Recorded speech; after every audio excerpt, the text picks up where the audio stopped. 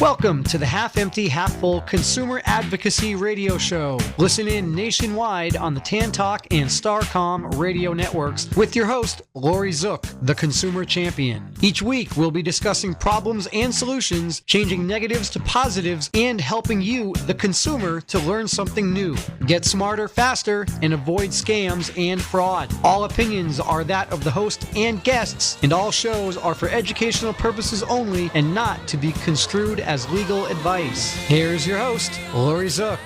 And welcome to the Half Empty, Half Full Talk radio show. I'm your host, Lori Zook. Each week, we'll be discussing problems and solutions, changing negatives to positives, and helping you, the consumer, to get smarter faster. My guest today is Jerry Davies. He's a CPA. Actually, I call Jerry the king of the CPAs. I've known him for a long time. He knows his stuff. And we're going to be talking about what you as a consumer need to know about taxes. And I want to welcome you to the show, and I'd like you to share with our listeners a bit about yourself and your background. Thank you, Lori. My name is Jerry Davies. I'm a CPA and a consultant to individuals and businesses. I've been doing this in Tampa for just about 30 years. I'm just now starting to figure it all out. And just when they change the laws again. They change them every year, as a matter of fact. The ink is not dry until about sometime in December or January when Congress gets around to passing the new laws. It's just about an annual thing now. But I've been helping individuals and businesses for about 30 years navigate those changes that come out every year. And as you know, in recent times, in the last 5 to 10 years, we've seen a real jump in the market, and then it went way up, and then it nosedived. It nosedived right down, and that presented a lot of opportunities. And you had Greg Heckley on earlier, and I'm sure he delved into a little bit about that, to cancel that income. Yeah. Right, because we've had, the market was a bubble that blew up and burst, and then we nosedived down to lower than where that bubble started. So here, first off, let me ask you, when it comes to taxes, are taxes done or the same? Are the laws the same in every state? Is it a federal law? Because I know with bankruptcy, Greg mentioned, it's a federal law, but each state can interpret it differently. Is that true with taxes? Yeah, it's the same way with taxes. There are both, as in the legal arena, there are both federal and state. And the federal taxes is pretty much what we're talking about right now, especially in the state of Florida, because Florida is not an income tax state. Right. The only time Florida gets involved in taxes is if it's a corporation, a non-pass-through corporation, or if you remember in the old days, we had the intangibles tax. And there's also a slew of other taxes, such as sales tax, excise taxes, but not federal income taxes, not state income tax. We don't have that. There are several states in the United States that do not have state income taxes. So when we talk about that in the state of Florida, we're talking about federal taxes. Federal taxes, yes. Well, talk a bit about how the laws have changed since the bubble burst with the real estate. I mean, did that affect things a lot? And did the laws change over the past few years? Were they helpful to consumers, or did they make it worse? Absolutely, way helpful. It's like you mentioned in the brochure, a friendlier IRS. Because when you think about it, they have to be a friendlier IRS. Their job is to administrate tax law, not to exacerbate it. So they're trying to help the consumers to report the proper amount of income and pay the proper amount of taxes, and no more and no less. They have a job to do like me and you. And when the bubble burst, they came to the rescue pretty quickly when they allowed for a person whose house was upside down, say somebody in the military, had orders to move to another state, and their house is like worth half of what they paid for it. The tax laws came out, and they put a new law that says you could exclude the canceled debt income from your primary residence if it was used to buy the house. That was probably the biggest tax law that came out to respond to the bust. Was that for everyone, though, or just for military? Here's the specs on that. I used the example of a military person to really bring home the need for it. But it's not just military. It could be you or me or anyone. Okay. And what it says is you can exclude canceled debt income if it was used to purchase or rehab your primary residence up to, there's a limit. Okay, so now I'm going to stop you there. Uh-huh. Now, that's accountant speak. Yeah. But for someone listening to the show, and we're talking about canceled debt income, can you give it to me in layman's terms, in simplified language, so that regular people can understand it? Okay, debt is a really popular item here in America, as it is around the world. It allows us to buy things when we don't have the cash on us, whether it be a vacation or a house or a car or anything. We use credit. That's just really near and dear to most Americans' heart. Well, what happens is you get in a situation where you can't pay it back, no matter what kind of debt. It's a credit card, it's a car, it's a house, it's a rental house, it's a vacation home. Something happens, you lose your job, you can't pay it back. So the person, if it's collateralized, takes the asset that you bought and reduces the amount of debt that they have to cancel on you. But when they cancel that debt on you, you receive a 1099. So would that be true, for example, if they repossessed a vehicle? Yep. Okay. First they'll sell the vehicle and negate their losses, and whatever's left over that they didn't get remunerated for from the debt, what we call the haircut they took or you take, they'll send you a 1099 for that. And that's, on the surface, generally speaking, taxable. That's taxable income to you. Now, having said that, generally speaking, most of the time I can find a loophole to get that excluded off the person's tax return, most of the time.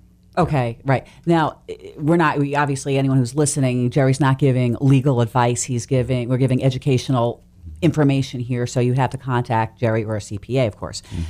What happens in the case, though, you were talking about a house? That's a huge debt. So now if the house is underwater, how does that work? And if someone gets a 1099 on a house, it could be for hundreds of thousands of dollars. Can be for millions of dollars. And I deal with those people every day, day in and day out. You can figure over the last 5 years, almost half of my clients ended up with a 1099 from the bank or mortgage company from leaving a house, whether it was abandoned, repossessed, deed in lieu of, short sale, wherever the house was gotten rid of and the debt was not repaid in full, a 1099 resulted. And like I said before, generally speaking, that's taxable income. That's like getting a W-2 from your job. Oh, boy. Of course, you didn't get any income. You lost it all.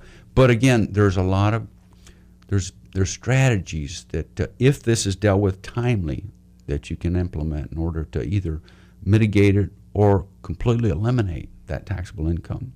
95% of the time, I can get it to go away. All right. What happens in the 5%, though, that you can't? Could that situation put a client into bankruptcy?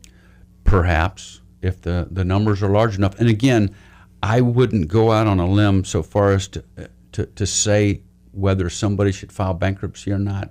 Rather, we would entertain that's an alternative, an option. But certainly, we would contact an attorney first. Okay. I would contact a guy like Greg Hackley to see if in his opinion is it worthwhile to do that. Yeah, I gotcha. Okay. Definitely a strategy to involve. Now you're a real estate investor. You're on the board. Are you still on the board of directors for Suncoast Real Estate Investors Association? Thanks for that plug. No, that's shameless okay. plug. That's okay. Shameless plug. But it gave you a lot of knowledge in a specific field that you were interested in. I'm assuming a lot of your clients are people that are realtors or investors, and maybe did doing that kind of help you learn more by having those types of clients? Absolutely. That's why I've been in it so deeply entrenched into it, because as you know, 3/4 of my clients are in the real estate industry in some capacity.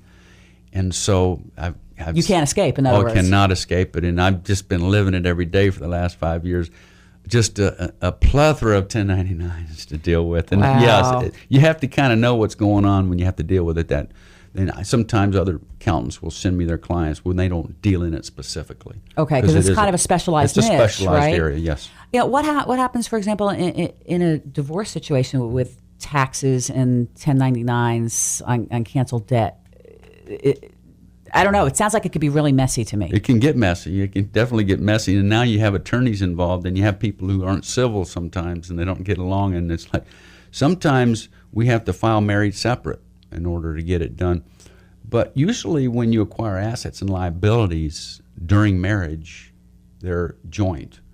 But that's not I'm not trying to give the listeners advice on what happens when you go through a divorce. That again, you have to You have to get the counsel of an attorney to do that. Okay. But tax-wise, and there are some remedies in the tax laws for divorced people where you have an innocent spouse, we call them, where you can file certain forms. If one of them is truly innocent with regard to a tax liability, say the one spouse had a business, Okay. and they just didn't own up to their responsibility, they divorced, and the other spouse now is tainted with that liability, they can file what we call innocent spouse relief. And it helps them avoid those penalties, for yes, example. if it was fair, it's unequitable to place that tax burden on the innocent spouse when it was the responsibility of the other one. That is available. I gotcha. All right, well, stay with us. We're going to take a short break, and we'll be back with Jerry Davies. My dues, time after time, I've done my sentence, but committed no crime, and bad mistakes, I've made a few. Consumers, do you have bad credit? Can't purchase a house or car? Paying too much in interest on your credit cards and loans? Scammed by credit repair companies? There is hope. You can get back on track and do it the right way. Call Credit Education Consultants today at 813-500-6064. That's 813-500-6064. Or go to crediteducationconsultants.com now and get the help you need. Don't delay. Call today. Mortgage reps and realtor inquiries are also welcomed. Do you suffer from back, neck, or body pain? Do you suffer from migraines or have jaw or face pain? Has conventional medicine failed you?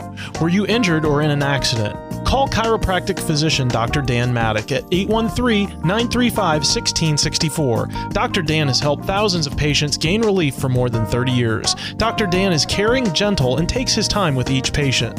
He's also a past president of the International Craniopathic Society, a special certification of only 300 chiropractors worldwide. Dr. Dan helps patients from the neck up and the neck down. Dr. Dan accepts most insurance plans. Don't continue to live in pain. Call 813-935-1664 today. That's 813-935-1664 and get on track to better health. Hello, I'm Jim Velasquez. Does getting a lousy 1% on your CDs make you sick to your stomach? Inflation is hovering at 3%, so what's really happening? Allow me, Jim Velasquez, to send you my free report. If you haven't reviewed your CDs in a while, don't get this report. It will break your heart.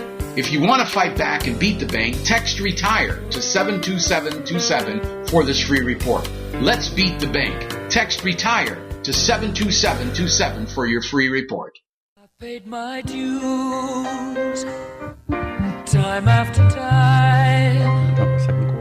Welcome back to the Half Empty, Half Full Talk radio show. And my guest today is Jerry Davies. He's a CPA, and we're talking taxes. Now, we just briefly touched upon that there were two new laws that just came out that you must know as a business owner so that you can stay off the IRS radar screen. What are those two laws? Yes, Lori, and I've been trying to reach as many people as possible to let them know about it. And the funny thing is, they're not new laws, really. Okay. These laws have been around for a long, long time. What's new about them is now they're checking on you. Whereas in the past, it was you were on the honor system, but not anymore. They're checking each and every business and personal tax return. One of them is 1099 reporting. This is where when a business owner, I'll give you an example, Davies Kerr CPA firm, we pay $2,400 a year for a lawn care service that keeps the outside of the office kept up. Now, if I don't 1099 this service on the corporate tax return, I have to check a box saying, I had a service that was 1099able and I didn't do it. I have to basically put myself on the radar screen. Okay. If I lie about it, I run the risk of getting audited and they slap you punitively. Also, and individuals, and I have a lot of clients who rehab houses, and they pay subs. The rule is if you pay somebody over $600 a year, you have to issue a 1099. And when I do the personal and corporate tax returns now, I have to check a box because I see people walking around your radio station right now doing work. Right. And if it's over $600 a year, they have to issue a 1099. It's not a hard thing to do, and it's not expensive to do, but now they have to do it. Okay. And so I'm trying to get, because in the past we've been very laxed. I didn't even do them myself, and I hope no IRS people are listening to this radio. My statute of limitations. I'm going to call them. You're right. And the penalties they've been very laxed. It's like $50 fine for not. It's like a slap on the hand for not doing it. But now we don't know. The penalties are probably about $100 per, but we don't know what the real ramifications are because we haven't seen any of the cases come out yet. Basically, when the metabolically challenged lady sings is when tax law cases come out. So we have to wait for those to come out. I hope I didn't say anything. The other one, Lori, is offshore accounts. Give you an example. I have a really nice Colombian family who are clients of mine. They're U.S. residents, been here for years, got good jobs. But something in the family triggered, and they went back to Colombia recently with their family, and they're going to stay there for a few years. They're going to maintain the U.S. residency, however. Okay. So, but while they're over there, of course, they have their checking and savings accounts while they're living there, just like you would here. Mm-hmm. When I file their U.S. tax returns, now there's a new law, just like that one I mentioned a minute ago, where you have to check the box that says, do you have any money? And this isn't a new law. The new part about it is they have to check the box right on the tax returns now. Your return and my return checks a box and it says, do you have any money in a foreign bank account?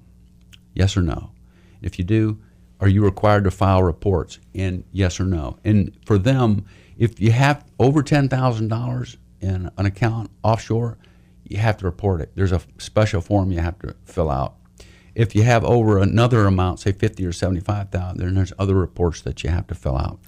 So for the listeners, in the past, that hasn't been a big deal, but now they're checking on it. So I just caution people to check the box and fill it out. Is that income? I mean, I know people have for years been, like the wealthy hide their money, so to speak, in offshore accounts. Right. Is that money, you're checking off the box on the tax forms now, but is that money in offshore accounts taxable here in the United States if you live here? Good question, Lori. Okay. And that's one of the biggest myths for the average layperson to understand is assets versus taxable income. It's not a bad idea to hold assets offshore.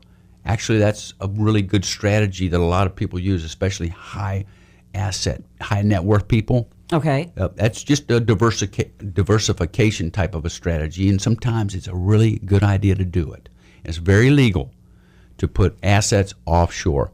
Where it comes in illegal is the reason why people put assets offshore. Some people put assets offshore because they're trying to hide the income that it's earning. Okay. Those are the ones that they in recent years you've seen them go after them.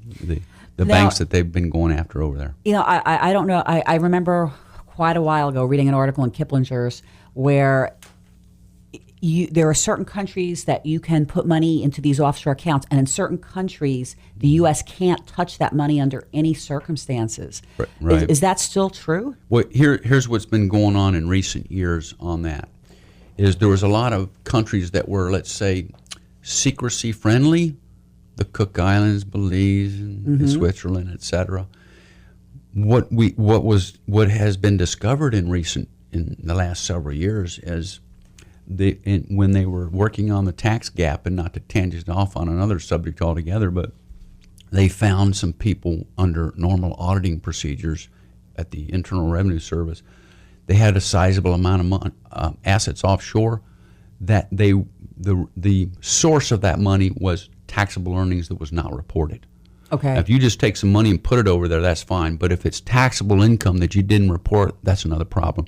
When they started discovering some of these and following up on them, they realized it was a bigger issue. So they started to the Department of Revenue, in conjunction with the Attorney General's office, started approaching some of these secrecy-friendly countries and actually got them to come on board by using whatever leverage. I'm not sure what they did, but they handed over the names of the account holders. Well, and that's going on in a lot of countries now. Where they're turning it over. Okay. Yeah. So I guess the takeaway I got from all that, and it's still evolving now because they have certain, it's not amnesty programs, but. Well, I know that the Patriot Act, which I think allows more information to flow back and forth, which has to do with the terrorism, correct? That's one of them okay. right there. That's helping that. But I guess my takeaway on that is that it's okay to have assets offshore. But when you have reportable income, report the income, report it legally, and then move your assets offshore. And when you earn income offshore from those assets, report it, because each U.S. citizen has to report worldwide income, no matter where they earn it. Gotcha. So honesty is the best policy is what it comes down to, We're right? on the honor system, but honesty is the best policy indeed. All right, let's talk about common myths and pitfalls to avoid when it comes to taxes. You know, I've read about 1% of tax returns are audited. Is there a way to audit-proof your return, or a way to lessen the likelihood that you'll be audited? Oh, absolutely, Lori. And the answer is they'll probably be surprised. That 1% probably would be more appropriate from large corporations or higher income individuals, but the lower incomes, say the 50,000 or 75,000 and down, the percentage is probably much less than that. It's probably 0.5% or even 0.04%. But certainly there's a couple of things you can do to audit proof or lessen their chances of audit on returns. One is the tax laws are very complicated in certain circumstances. And when you're a business owner, for example, tax laws can be complicated, is to have somebody who knows the tax laws work with you on your team for preparing your tax returns. Okay. Have somebody who you know knows the laws, because you're responsible for the accuracy of the information that's filed, not that person. So you really want to know that person, that they're competent to file the kind of returns that you're involved in. For example, a lot of my clients are real estate investors, so that's my area of that's my niche area is real estate. So you want to go to somebody who has a real good working knowledge of that. That's the first thing, and make sure that they're technologically competent. For example, I have to e-file all my clients' tax returns now. It's mandated by the IRS. Can't do them manually anymore. And that's a great thing, because then there's a lot of benefits you get from the electronic age. There's a lot of benefits you get from it. The errors have been reduced to almost none. You get instant confirmation that the IRS accepted your return. And another thing, probably the biggest thing of all, you want a competent person on your team that knows the tax laws, but also is to keep good, accurate records. And I can't overstress that. If you can't do it, get somebody who can. There's you know people who are really good bookkeepers, right? QuickBooks software, even an Excel spreadsheet. Have good records, because I've been through the audit process before. And whenever there was good record keeping, we sailed right through it. Right. You know what I tell clients? Scan copies of all your important documents into your computer. I actually take tax returns and scan them into my computer, so I maintain a copy. And then, of course, I'm backed up by one of those, I think it's Carbonite, one of those services in the cloud. The cloud server, yeah. Right, but I have everything backed up that way, so if I don't keep the physical paper, I at least have it on my computer. So if you say to me, do you have this receipt or this item from whenever, I can just search it out on my computer and pop it right up. Yes. And I agree with you, because a lot of people don't keep any records. They throw everything out, and then they end up, in a lot of trouble. I call that the shoebox people. Yep. They make me nervous when it comes to an audit. Yeah, because you don't know what they have. And it's all, it's a big, they come in with a big shoebox of a mess of papers, and now they're looking at you as the accountant, to sort it out, as opposed to them, who should actually be sorting it out. Right, they're those type of people. And they want you to do it for free. Oh boy, that's tough, isn't it? Pay the bills on that one. That's even worse. I'll share you a quick story before we go to break. But I had a friend, actually, he was on the show, another professional in another field, but he had written a blog, and I guess he said some negative things about the IRS. Right. And don't do that, people, because he told me that he was audited 6 years in a row. Right, and he's an attorney, but he feels it was because he had written a blog about the IRS. So I think, Big Brother is watching. Wow. Be careful what you write on the internet, because keywords they're probably looking at. So stay with us. We're going to take a short break, and we'll be back in just a moment. Time after time, I've done my sentence, but committed no crime, and bad mistakes I've made a few. I've had my Do you suffer from back, neck, or body pain? Do you suffer from migraines or have jaw or face pain? Has conventional medicine failed you? Were you injured or in an accident? Call chiropractic physician Dr. Dan Maddock at 813-935-1664. Dr. Dan has helped thousands of patients gain relief for more than 30 years. Dr. Dan is caring, gentle, and takes his time with each patient. He's also a past president of the International Craniopathic Society, a special certification of only 300 chiropractors worldwide. Dr. Dan helps patients from the neck up and the neck down. Dr. Dan accepts most insurance plans. Don't continue to live in pain. Call 813-935-1664 today. That's 813-935-1664 and get on track to better health. Hello, I'm Jim Velasquez. Does getting a lousy 1% on your CDs make you sick to your stomach? Inflation is hovering at 3%, so what's really happening? Allow me, Jim Velasquez, to send you my free report. If you haven't reviewed your CDs in a while, don't get this report. It will break your heart. If you want to fight back and beat the bank, text RETIRE to 72727 for this free report. Let's beat the bank. Text RETIRE to 72727 for your free report. Consumers, do you have bad credit? Can't purchase a house or car? Paying too much in interest on your credit cards and loans? Scammed by credit repair companies? There is hope. You can get back on track and do it the right way. Call Credit Education Consultants today at 813-500-6064. That's 813-500-6064. Or go to crediteducationconsultants.com now and get the help you need. Don't delay. Call today. Mortgage reps and realtor inquiries are also welcomed. I've paid my dues time after time. I've done my Welcome back to the Half Empty, Half Full Talk radio show. I'm here with Jerry Davies. He's a CPA, and we're talking taxes. Now, you know, people sometimes think that if the IRS audits them, they're going to be arrested. You know, and that can be scary, though, to somebody that doesn't know. What happens if you're audited? Yeah, the famous gangster Al Capone, he went to jail for tax evasion. Okay. But no, I can't even say in my 30 years of experience anybody that's gone to jail. Of course, I don't have any clients that are tax frivolous fraud filers, but Tax frivolous fraud filers. There you go. Okay. I really wanted to make that point, didn't I?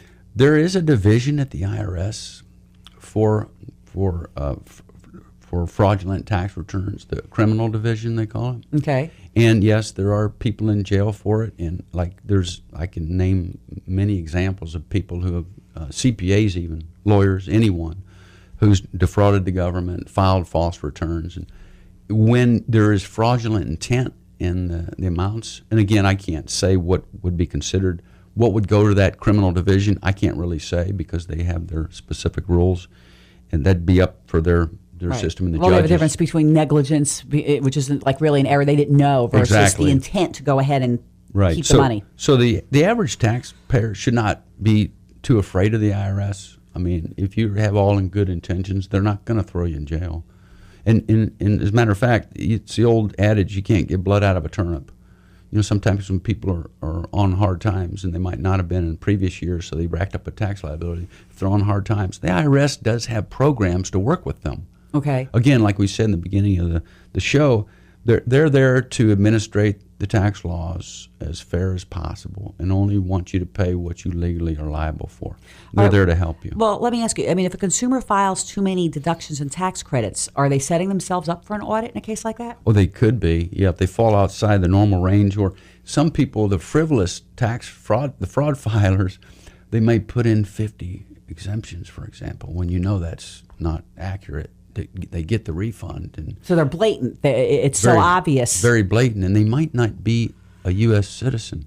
They might be somebody in a foreign country who are totally outside of our jurisdiction, and because of like the information age and the computer age, it's so easy to file returns now.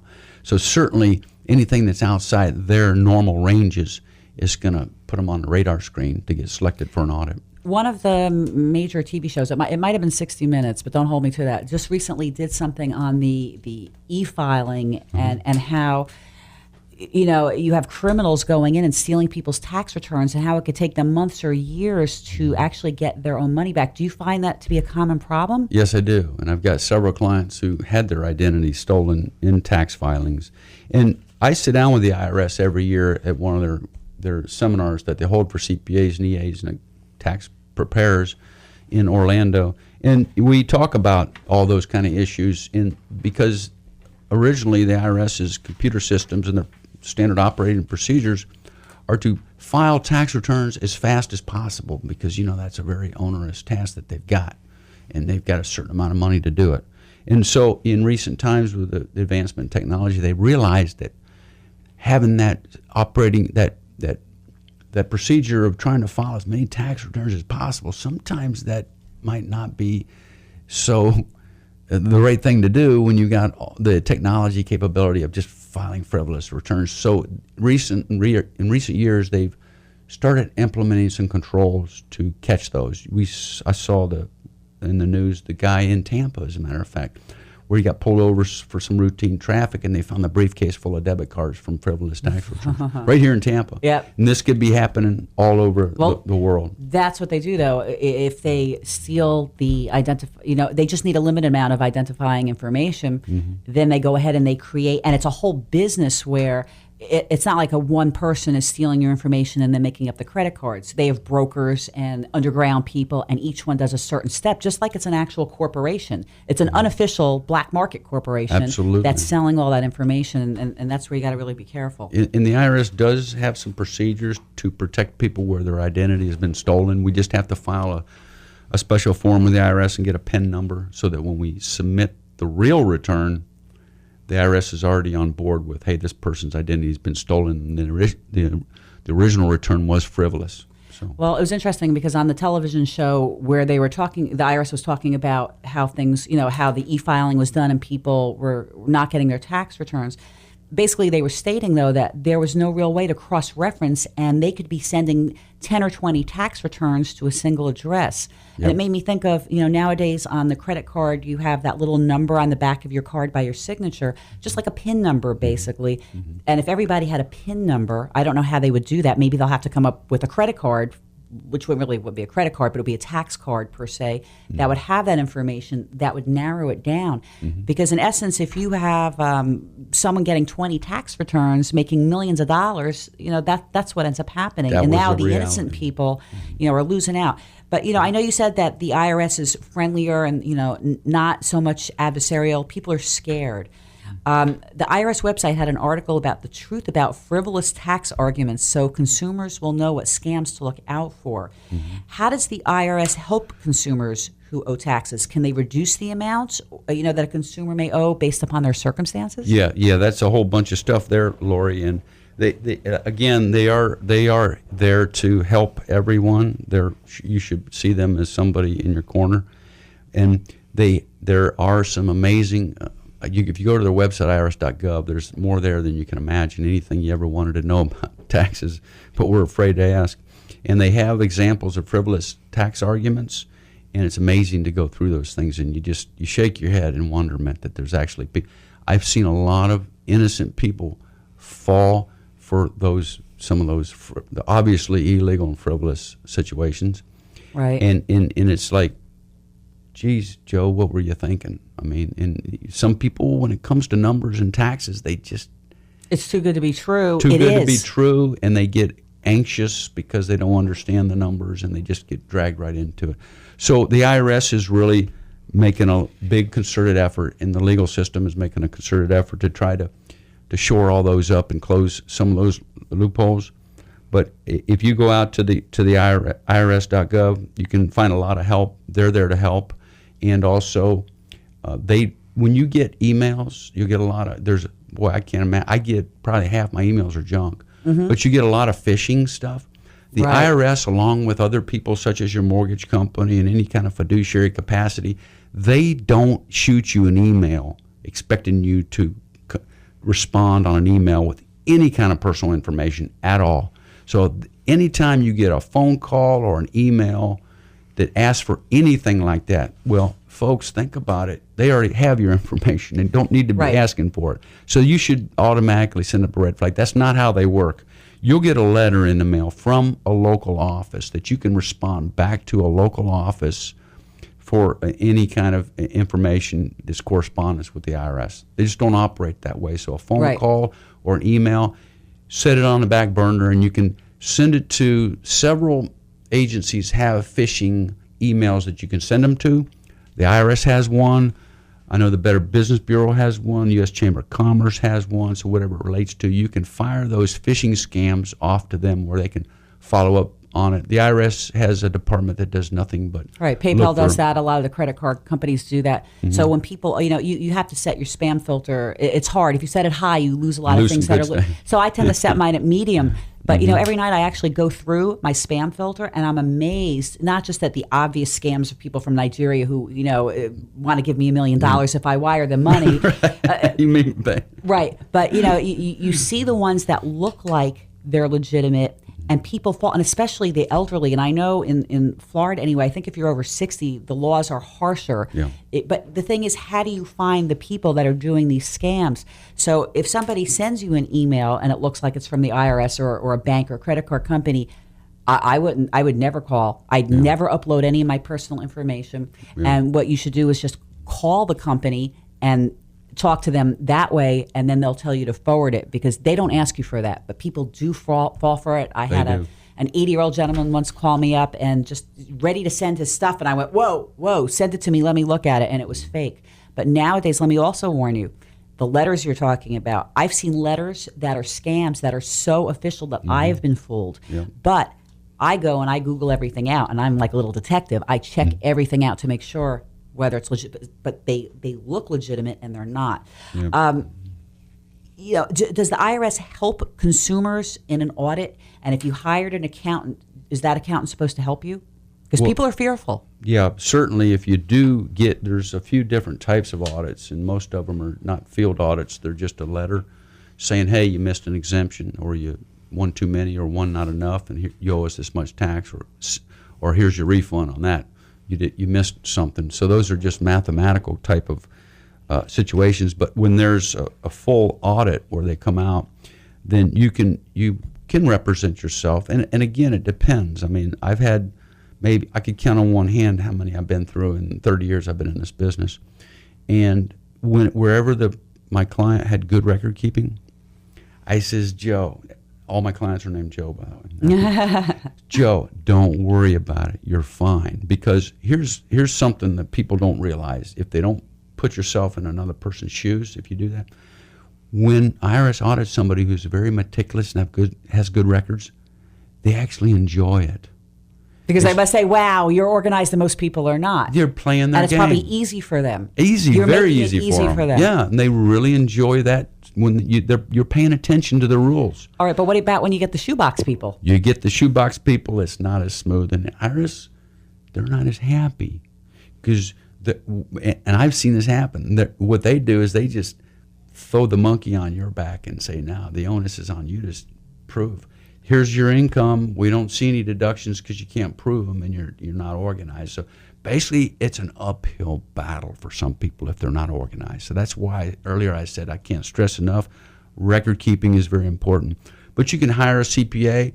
Sometimes when I inherit somebody who's got a really large tax problem in their under audit, say $50,000 or more, I usually call one of my lawyer friends who is a mouthpiece for the IRS that I don't get involved in the larger cases, to the extent where I file past tax returns or amend past tax returns, but I don't represent them in the tax court. I'll usually refer that out to I have a few friends who are tax attorneys who handle that. Yeah. Gotcha. All right, well, stay with us. We've got one more segment to go. We'll be back in a moment with Jerry Davies, CPA.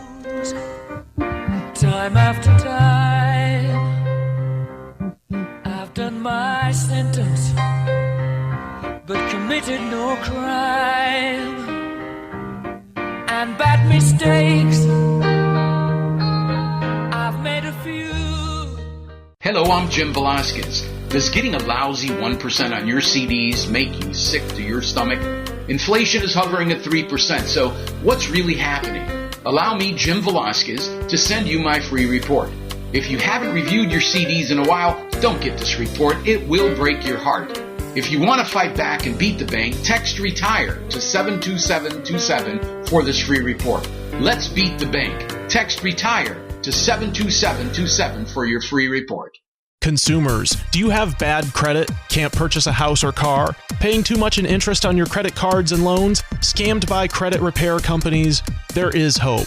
You can get back on track and do it the right way. Call Credit Education Consultants today at 813-500-6064. That's 813-500-6064. Or go to crediteducationconsultants.com now and get the help you need. Don't delay. Call today. Mortgage reps and realtor inquiries are also welcomed. Do you suffer from back, neck, or body pain? Do you suffer from migraines or have jaw or face pain? Has conventional medicine failed you? Were you injured or in an accident? Call chiropractic physician Dr. Dan Maddock at 813-935-1664. Dr. Dan has helped thousands of patients gain relief for more than 30 years. Dr. Dan is caring, gentle, and takes his time with each patient. He's also a past president of the International Craniopathic Society, a special certification of only 300 chiropractors worldwide. Dr. Dan helps patients from the neck up and the neck down. Dr. Dan accepts most insurance plans. Don't continue to live in pain. Call 813-935-1664 today. That's 813-935-1664 and get on track to better health. I paid my dues time after time. Welcome back to the Half Empty, Half Full Talk radio show. I'm here with Jerry Davies. I call him King of the CPAs. He's giving us some great information. And we've been talking about the IRS and taxes. But, during the break, I was thinking, what is the difference between a CPA and an accountant? Is there a difference? Yes, Lori. The Okay. difference is we all go to undergraduate school and graduate school and get an accounting degree. That's what makes an accountant. Okay. They have an accounting degree. But you're certified, Yeah, which is different. Well, I'm a certified public accountant, and that means I took the national CPA exam after school. You get an undergraduate degree or a graduate degree in accounting program, accredited university, and the CPA is a further, you take a national exam. And it's when I took it in the 80s, it was a 2-day exam. And some people want to go on to do public accounting, so they sit for the CPA exam. And what that entails is, like when your banker wants a certified financials, well, you have to be a CPA in order to sign certified financials. And what we call those are either compiled financials, reviewed financials, or audited financials. Audits are signed by CPAs. Or if you're an accountant and you don't want to go into public accounting and sign certified financials, there's all kinds of opportunities out there for accountants as well. And there's another designation we call an EA, and that's what my partner is, Cindy. It's an enrolled agent, and that's where you specialize in taxing, tax returns, taxation, and that's an exam that the IRS issues, and that's pretty. Okay, for the I've people never who heard just of that. do tax. Interesting. Tax work, yeah. Mm-hmm. Yeah. Now, we were talking about people being afraid of the IRS, and I know you're saying you really shouldn't be afraid, especially if you're organized. If you're not organized and you're called in for an audit, you might have a little bit of a problem there. Does the IRS offer free tax help? I mean, do they answer questions if a consumer calls? Like, I would be worried if I called in. Now they have my phone number, and they're gonna go and scan me, and I'm gonna be on radar alert just because I called up to ask a question. Is that paranoia?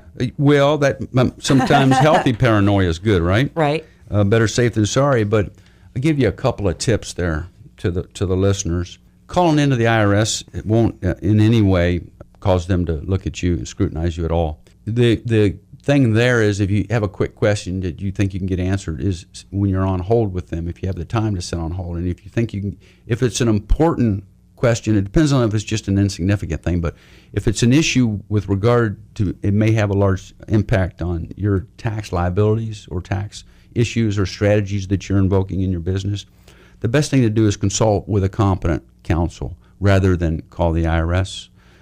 Because remember what their job is. It's not to give. Well, they're technically they're a debt collector. The IRS, they're collecting. Yes, they are. A legitimate debt. And they're not there to give you per se advice. Tax and legal advice, and they'll probably disclaim on that. But they will give you information to the best of their ability. But they do have programs within the IRS. For example, you can go on to their website and file your tax return for free if it's under a certain income amount. Okay. And if you just have a simple W-2, say a college student or a person just getting out of school and they have a W-2, they're not married, they don't have any other dependents, that might be an inexpensive and accurate and viable way of filing your tax return. But like I tell people, as you get older and more successful and you start amassing assets and businesses, that's when you need to list the services of somebody like myself and or an attorney and a banker and insurance agent and stuff. Let me ask you, what are common mistakes for people maybe who are successful but are trying to prepare their own taxes? You see these TurboTax programs, or that you can buy with it going to your computer, or you have those companies I won't mention, but you hear them advertise on TV. What are there advantages to those, or not really? Yes, I tell people that if you don't come to somebody like me because you're not at that level and you don't deem that necessary, TurboTax is an excellent way to go, and so is IRS's free online service. TurboTax, first off, it allows you to e-file to get instantaneous acceptance from the IRS. Pretty much gets rid of all the chances of mathematical mistakes. The one caution I have for TurboTax is the old adage, junk in, junk out. Because if their stuff is simple enough, TurboTax is definitely a viable alternative. But as people get more complicated, for example, they might start a business, Schedule C, and then they don't understand the tax laws with regard to that, or they might inherit a rental property, or they might buy a few rental properties. And before long, they're lost. Outgrown the TurboTax. It's meant for a certain purpose, and it's like a $50 or $100 software, and so it's probably for basic person. Very basic taxes. But if you have businesses, if you have a lot of properties, LLCs, right? Doing your corporations. Now you're starting to get into the complicated part where you really need somebody. So rather than maybe someone who's listening who has been doing their own taxes, rather than call the IRS first, really they should call a CPA or an accountant, correct, to kind of maybe do an overview, because that could probably alleviate a lot of the problems that you could be giving up to the IRS, and thereby exposing yourself to an audit. Did I get that right? You got that perfectly. Oh, you hit the nail on the head, Lori. I'm trying here. Now, tell me, what is the Taxpayer Advocate Service?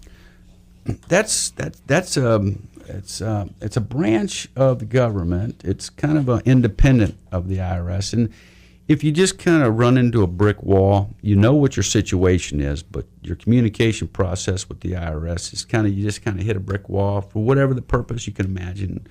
As much that goes on in this arena, that can happen, and it does. There's somebody you can go to who is an outside independent party, and they can look at it more objective. Their business model is not trying to file tax returns as fast as possible. Their business model is to kind of like a mediator, look at both sides and see, now what's really going on here? Now, is it a free service, or there's a charge for it? It's a free service. Yes, so, okay. Generally speaking, that's a free service when a taxpayer can't get an issue resolved through normal channels. Gotcha. Excellent. For anybody out there they're banging their head against the wall and they can't get anywhere, they can call the Taxpayer Advocate Service. You betcha. Okay. Mm-hmm. And now I want to go back to fraud, because we've been talking a little bit about fraud, and it's more prevalent now, and there's advanced technology, and you try to avoid it. And we talked a little bit about the email phishing scam that says update your IRS e-file. Please don't do that. You'll end up in a lot of trouble. But how and to whom should a consumer report tax fraud? I'm assuming the IRS, you said, has a fraud division. So if they go to irs.gov, is there a way for them to contact the IRS and say, hey, something's wrong here? Well, yes, they have to, as a matter of fact, to get on with their lives. There's a criminal division at the IRS that goes after criminal activity with regard to tax administration, and there's also a department that all they do is online the issues with like the e-filing, the e-filing, and going at looking at scams and the websites, et cetera. So, but if a person finds themselves in a situation, they pretty much have to get to the bottom of it in order to get back on a fresh start. Right. And as we said earlier, there are avenues at the IRS, and again, technology, it's probably going to be our greatest ally, but it can also be our greatest weakness. Right. And so what it does is the efficiencies that we realize from technology also presents these challenges for somebody like an IRS agency to run around and plug these loopholes, because fraud is something that's since the beginning of time and isn't going anywhere. So it's the issues that they just need to try to get it to a manageable level. A manageable level, because it's kind of expensive. then what happens if a consumer knowingly files incorrect information when they file their taxes? They had intent. Mm-hmm. What happens? That's jail time, right? Probably. Well, now there again, I wouldn't go out on a limb to say that that's jail time. However, I certainly wouldn't recommend it, and I certainly wouldn't work for somebody who was that. But when you have a fraudulent intention, that's usually what they would prove in order to shift it over to the criminal division. Okay. If you had a fraudulent intention, like the people offshore. But usually, most of the time, in my world, I've never seen a problem that money wouldn't make go away. Okay. But I don't get involved too much in the criminal side of things because, again, you don't take those kind of clients, hopefully, right? Hopefully, I spot them. You can kind of say, I don't deal with that. Yeah, so I don't have a lot of experience on the criminal side of it, but long story short, it does exist, and I definitely wouldn't recommend anybody even entertain that when there's so much opportunity out there to make money the old-fashioned way. Just earn it. All right. Well, yeah. And now, if a consumer fails to file their tax returns, there's tax amnesty, correct? Well, I wouldn't go. Let me explain that before I just blatantly say there's amnesty. On the surface, there's not amnesty. However, if you don't file a tax return, your statute of limitations doesn't run. So I tell people, even if you don't have the money to pay the tax, file the return so that there's a 3-year statute of limitations on a tax return. If the IRS doesn't come after you within 3 years because there's an issue that they don't like about it, then let's say you're home free. That's generally speaking. Also, there's another statute of limitations. There's a 10-year statute of limitations to collect the tax debt from the taxpayer. Okay. If they don't, and again, there's some other little intricacies and nuances but generally speaking, there's 10 years to collect the debt or the taxpayer's free and clear. And also, there's other programs where if you don't have the money to pay the tax, that you can work out a deal with the IRS. You hear all those programs on the radio about saving people. Well, I some of those where they kind of elicit emotional with those the are the companies listeners. that advertise that. When the consumer could probably deal better with the IRS directly, correct? Well, it depends on the situation, but I would definitely I would hire the services of somebody who you know is competent. Because in some situations, it's just a matter of fixing the return. I do those all the time, even for attorneys. Amend the tax return, and that fixes the whole problem. Right. Where you don't have to get all anxious about it and worry. The easy way is a professional rather than someone who would be thinking, oh my gosh, what did I do? I'm really in trouble. Well, I want to thank you very much for joining me today, Jerry. Can you give out your contact information in the event a listener would like to contact you? Sure, Lori, and thank you for having me anytime. My phone number in Tampa is 813-269-2091, and you can reach me by email at jdavies@davieskerr.com. Very good. Thank you for joining me, and join us every Thursday night at 11 p.m. for a new half-empty, half-full talk radio show on the 1340 Tan Talk Network. Learn something new every week and get smarter faster. Be safe.